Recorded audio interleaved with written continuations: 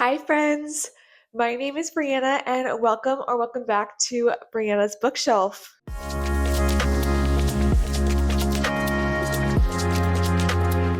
So, today I'm going to be doing some spring recommendations. I have a nice stack of books to recommend to you for some reads that have the perfect spring vibes. And I also have some fragrances that I would recommend for wearing during spring as well. And we're going to start off with books today, and then we'll get into some fragrances at the end. Starting off nice and strong with somewhat of a classic here, I have The Wind in the Willows by Kenneth Grahame. This is considered a classic. It is kind of a children's classic, I would say. It's a good read for adults as well because there's a lot of themes in here that kids aren't going to be able to pick up on. I actually first read this when I was in high school. It was on like an optional reading list, and I loved it at the time. I thought it had just the perfect cottagecore vibes with these talking animals. We're following a rat and mole who live in this town by the river. And so we are following this cast of animal characters, but there's a lot more at play in terms of the social, economic, and political factors, some of which I even don't think I fully picked up on my first read. So this is one that I would love to reread soon because I think that it really brings that spring atmosphere, but there's more to be found as well, which is always a good thing. Then I have a really recent read of mine to recommend, and that is The Fifth Season by N.K. Jemisin. This is the first book in the Broken Earth trilogy, which is a high fantasy trilogy. And I had never read from N.K. Jemisin before, but I've been hearing about this title for a long time, and I'm so happy I finally got to it. Again, this is like epic fantasy that is based around earth magic. So in this world, there is a lot of seismic activity and a lot of earthquakes, volcanic eruptions, all of those things. And we have folks in this world who can actually control those things through a form of magic. So to me, that reads very spring because in spring, when all the plants are waking up, I'm thinking extra about, you know, plants and everything related to the earth. This is not plant magic, it's very specifically earth magic, at least what I've gathered so far from the first book. However, it definitely still makes me think of spring and just how much discussion of the land, the ground, the topography there is. And it has some really, really interesting character dynamics as well. So if you have not read from this author, I would really, really recommend starting with this. It's been a little while since I've read this one, but I wholeheartedly recommend it. This is When Women Were Dragons by Kelly Barnhill. And first of all, the cover of this is absolutely stunning.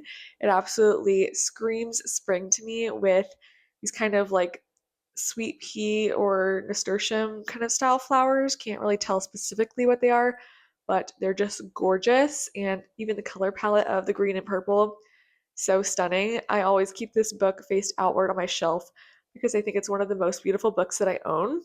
And as for the actual story, this is a very feminist read.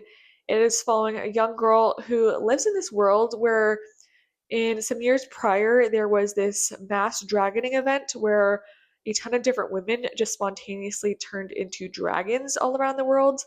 And it's something that is considered to be shameful, and society does not like to talk about it. Everyone brushes it under the rug and completely doesn't discuss it in polite society. But then our main character starts to question more about it. How did this happen?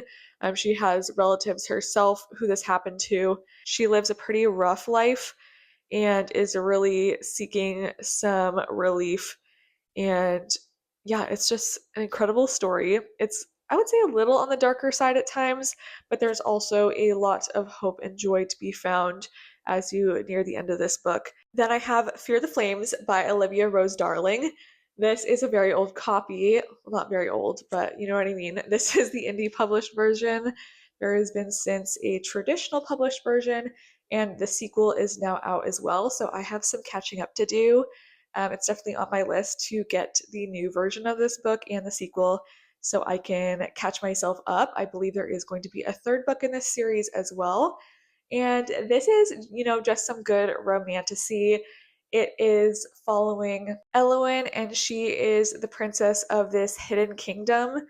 And this is a excellent enemies to lovers story. Her enemy is Commander Caden, who's a commander of an army from a rival kingdom, and there is a knife to the throat scene. This is honestly just so enjoyable. I loved the world of this one. I loved the banter.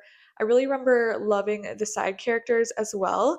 And I do feel like there's a good amount of description of the outdoors. I don't know why I feel like this is perfect for spring, but just like when I look at all of the romantasy on my shelves, this one screams spring to me more so than the others. Then a fun little mystery is Shady Hollow by Juneau Black. And this is a series. I would love to dive deeper into the series. At this point, I've only read this first book, but this is a mystery series that follows a cast of animal characters that lives in a little woodland village. So to me, that is extremely spring coded. It's definitely a cozy mystery. We are following all these different animals.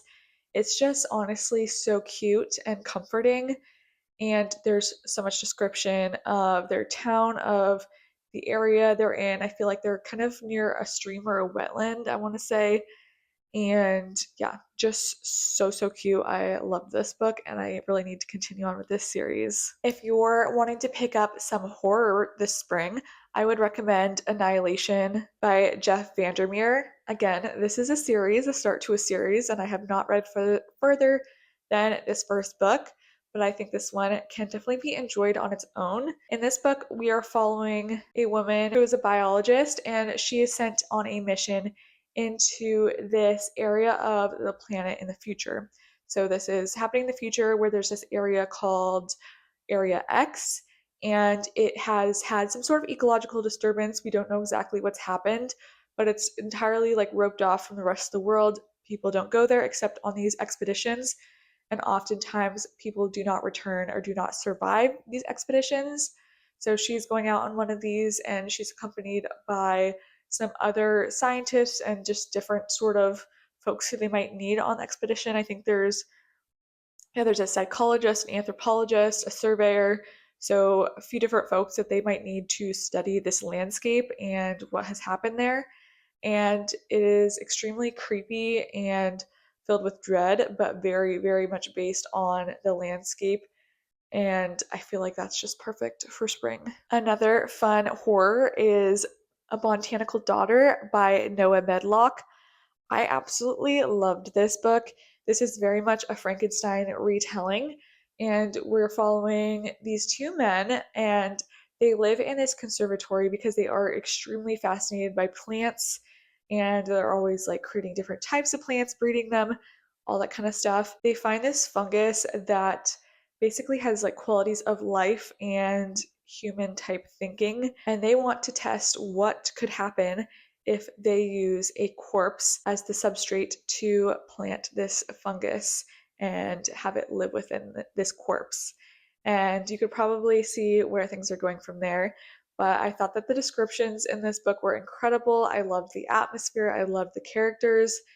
It is definitely one of the better, like, botanical leaning horror books I have ever read that just really did a lot with the descriptions of the plants and their different attributes and just made it so creepy. Then I feel like in spring you have to read a Sally Rooney book, and my pick would be Beautiful World, Where Are You?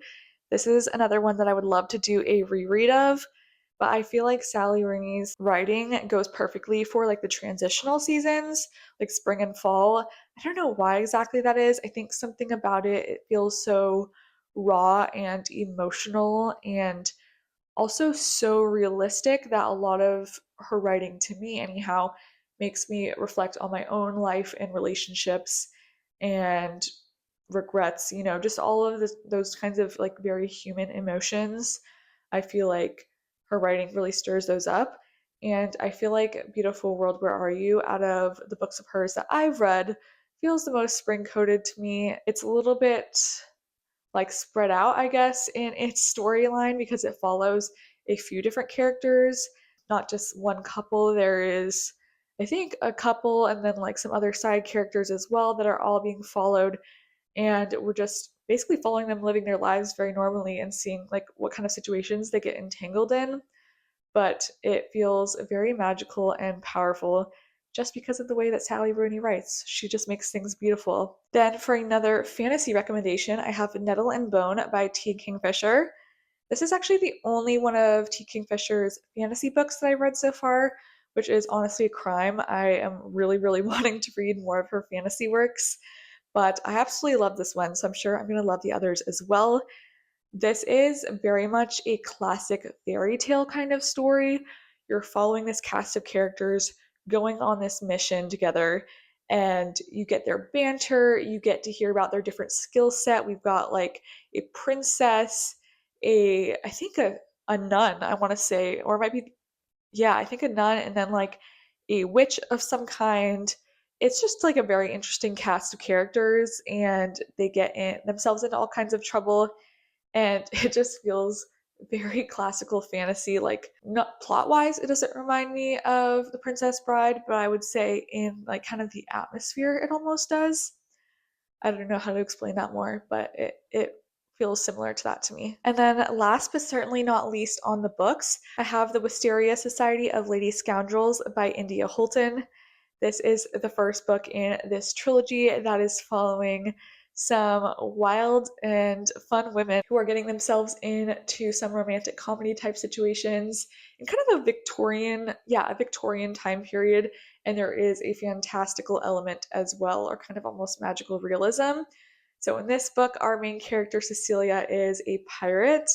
But this book is so fun and whimsical because the pirates in this world do not own ships on the ocean. They actually fly houses throughout Victorian England. And I don't know what else to say besides that because that's just so perfect and fun and engaging. But like I said, there's also some romantic comedy elements. We do get a little bit of a romantic entanglement, and there is a wild cast of characters, all these female pirates who are constantly at each other's throats. They are hilarious. And honestly, I couldn't recommend this series enough. I am planning to read the last book in this trilogy this spring, and I cannot wait to revisit this world. Next, we're going to switch and jump into talking about some fragrances.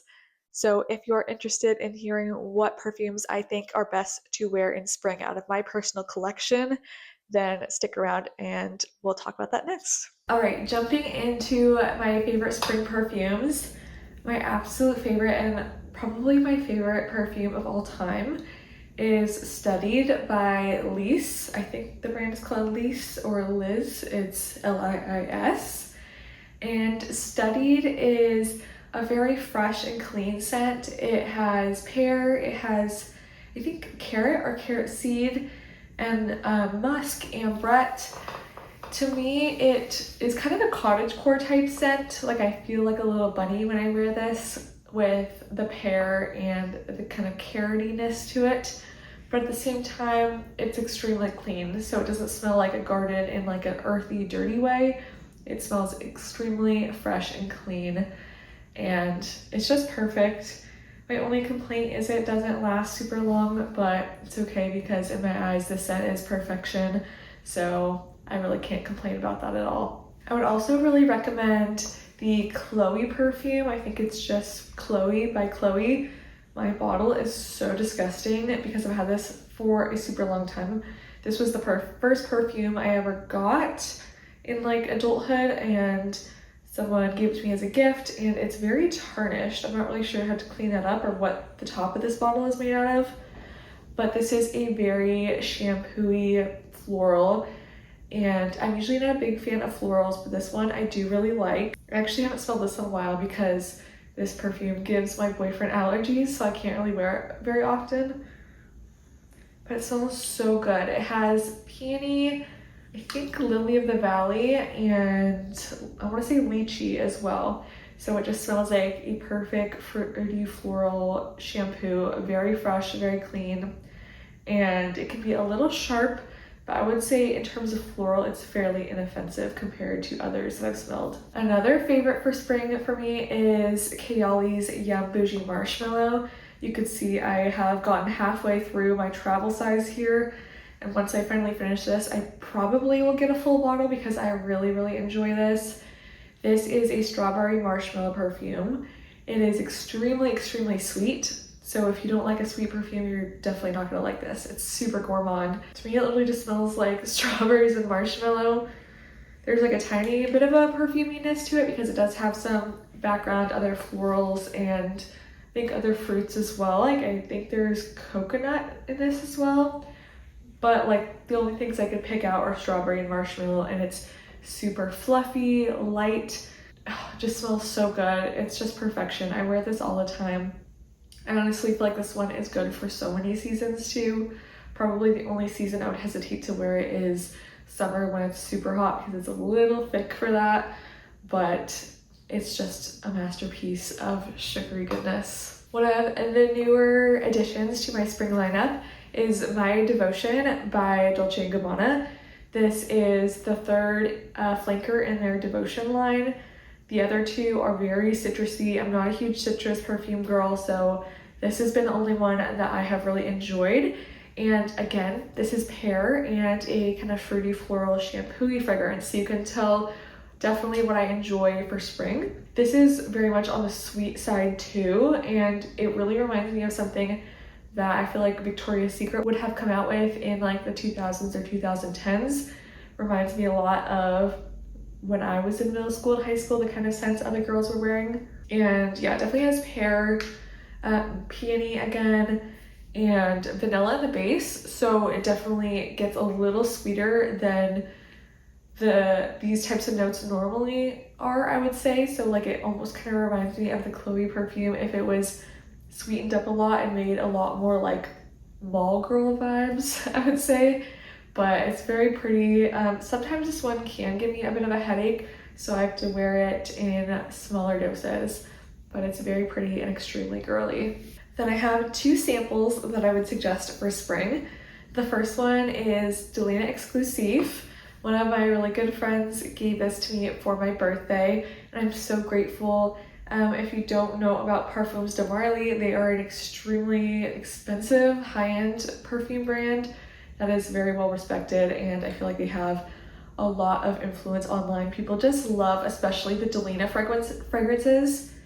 And the Delina line is all rose based. And I think the original Delina, so for clarity, this is the only one out of the Delinas I have smelled. The original I think has rhubarb, so it's more tart, and just from what I've heard, I expect that would be better for spring than this one. But I think Exclusif would also be good for spring. It has no rhubarb, but it does have vanilla and incense and rose.